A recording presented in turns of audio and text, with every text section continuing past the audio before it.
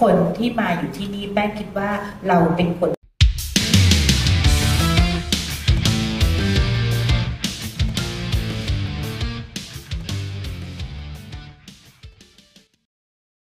FIFA resmi jatuhkan sanksi super berat ke FAM dan 7 pemain keturunan Malaysia.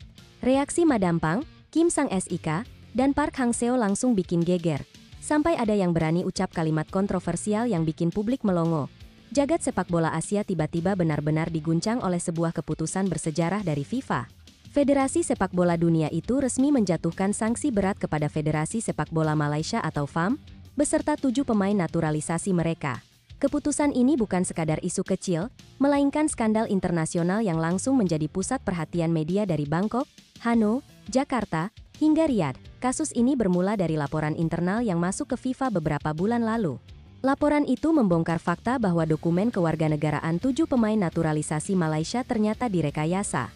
Dokumen tersebut sengaja dipoles agar memenuhi syarat bermain untuk tim nasional. Dengan kata lain, Malaysia mencoba mengambil jalan pintas demi memperkuat timnya di level Asia. Nama-nama pemain yang terseret dalam kasus ini bukan sembarangan.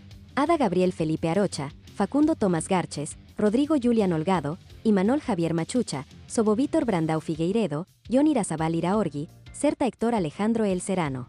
Mereka semua sempat mengenakan jersey Harimau Malaya dan bahkan menjadi penentu kemenangan 4-0 Malaysia atas Vietnam pada 10 Juni 2025.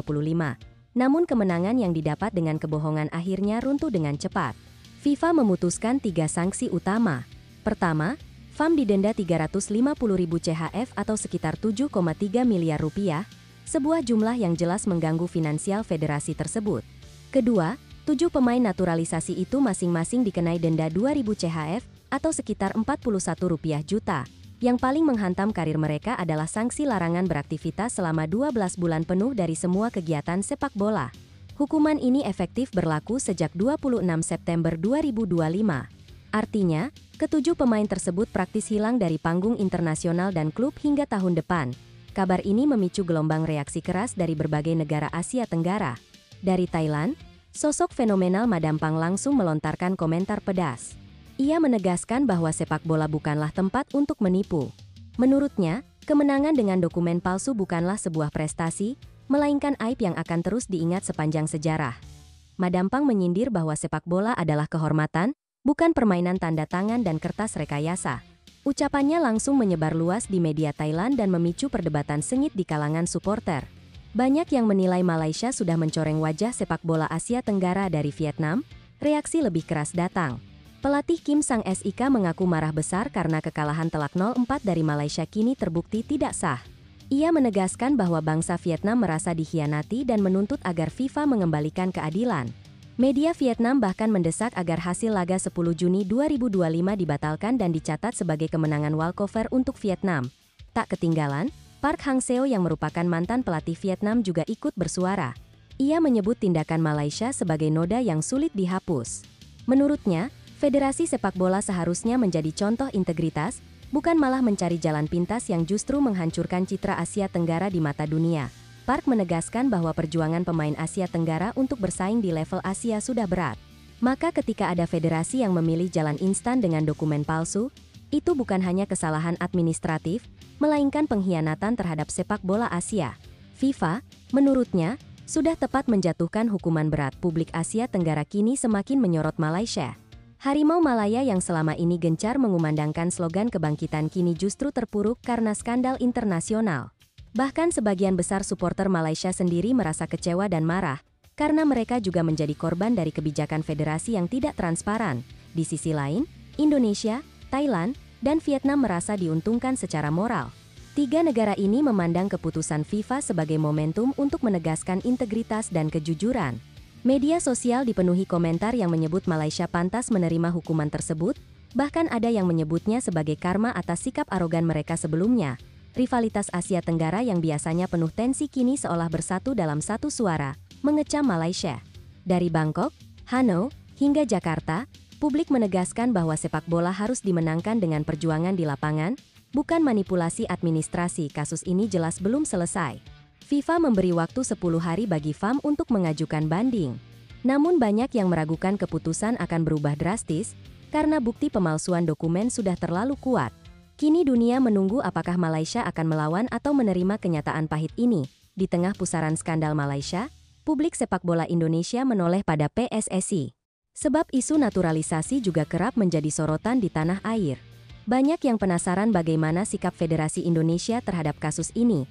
Anggota Exco PSSI, Arya Sinulinga, akhirnya angkat bicara. Melalui media sosial, ia menegaskan bahwa naturalisasi tidak bisa dilakukan dengan instan. Ia menulis bahwa Indonesia kerap dianggap gampang dalam urusan naturalisasi, padahal kenyataannya butuh waktu bertahun-tahun, bahkan ada yang gagal meskipun sudah lama diproses. Arya menegaskan bahwa setiap pemain naturalisasi Indonesia melalui jalur yang sah, legal, dan diakui dunia internasional. Mulai dari administrasi, hukum, hingga persetujuan lintas lembaga. Tidak ada jalan pintas seperti yang dilakukan Malaysia. Ungkapan Arya ini seakan menjadi tamparan keras bagi pihak-pihak yang meremehkan kerja keras federasi. Ia menekankan bahwa keberhasilan Indonesia menghadirkan nama-nama besar seperti Jai Itzes, Ragnar Oratmangoen, dan Emil Audero bukanlah sesuatu yang terjadi dalam semalam. Indonesia kini semakin percaya diri dengan jalur yang ditempuh. Proses panjang dan legal membuat PSSI lebih dihormati. Berbeda dengan Malaysia yang kini harus menghadapi krisis kepercayaan, PSSI justru semakin menegaskan komitmennya pada integritas. Sindiran halus Arya Sinulinga menegaskan bahwa membangun sepak bola sejati tidak pernah bisa dilakukan dengan instan, apalagi dengan mengorbankan aturan internasional. Inilah yang membedakan Indonesia dengan Malaysia dalam menghadapi tantangan sepak bola modern. Sementara itu, di tengah kabar buruk dari negeri tetangga, skuad Garuda tengah bersiap menghadapi ronde keempat kualifikasi Piala Dunia 2026. Lawan yang akan dihadapi bukan main-main, yakni Arab Saudi dan Irak. Dua raksasa Asia yang punya sejarah panjang di Piala Dunia. Persiapan timnas Indonesia bisa dibilang cukup baik. Dalam FIFA Matchday terakhir, Garuda menghadapi dua lawan, yaitu Cina Taipei dan Lebanon. Meski lawan-lawan tersebut bukan raksasa Asia, pertandingan tetap memberi banyak pelajaran berharga. Dalam laga melawan Cina Taipei, Indonesia berhasil menang. Hasil ini menjadi sinyal positif sekaligus modal percaya diri untuk menghadapi pertandingan lebih berat. Sementara ketika melawan Lebanon, meski hanya imbang 0-0, pertandingan tersebut tetap dianggap penting karena menjadi ajang uji strategi bagi Patrick Kluivert. Kluivert berani bereksperimen dengan posisi pemain. Kevin Dix yang biasanya beroperasi sebagai bek kanan ditarik ke tengah untuk mengisi posisi bek tengah. Sementara Kelvin Verdong dicoba sebagai gelandang, peran yang jarang ia mainkan di level klub. Eksperimen-eksperimen ini memberi gambaran tentang fleksibilitas strategi Garuda. Hasilnya dijadikan bahan evaluasi sebelum merilis daftar resmi pemain untuk ronde keempat kualifikasi. Saat daftar itu diumumkan, publik dibuat terkejut. Beberapa nama besar seperti Mees Hilgers dan Marcelino Ferdinand justru tidak masuk skuad. Absennya Marcelino semakin jadi sorotan karena sebelumnya ia tampil heroik dengan mencetak 2 gol melawan Arab Saudi. Namun kejutan lain muncul. Dua pemain yang sebelumnya cedera, Martin Paes dan Ula Romeni, justru dipanggil kembali.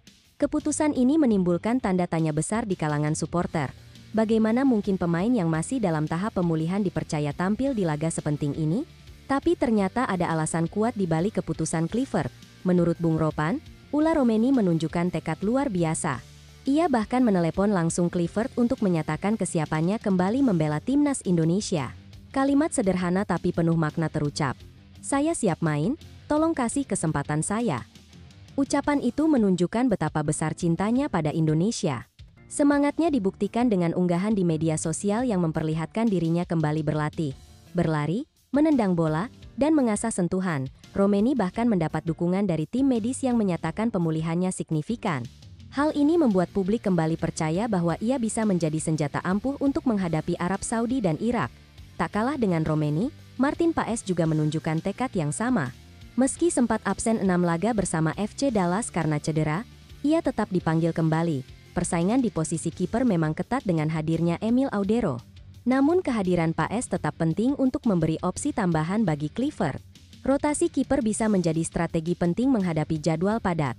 Kehadiran dua pemain ini dianggap sebagai simbol tekad besar skuad Garuda. Mereka tidak hanya datang sebagai nama, tapi juga menunjukkan komitmen penuh meski harus melawan kondisi fisik yang belum pulih sepenuhnya. Para pandit sepakat bahwa semangat Romeni dan Paes layak dijadikan teladan.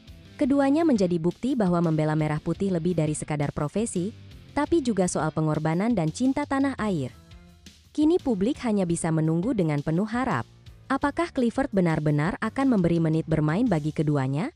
Apakah Romeni mampu menembus pertahanan Arab Saudi dan Irak? Apakah Paes bisa kembali merebut posisinya dari Audero? Jawaban dari semua pertanyaan itu akan segera terungkap di ronde keempat. Babak krusial yang bisa menentukan apakah mimpi Indonesia menuju Piala Dunia 2026 tetap terjaga atau justru kandas di tengah jalan. Persiapan terus dilakukan. Latihan intensif digelar di Jakarta sebelum tim terbang ke Timur Tengah.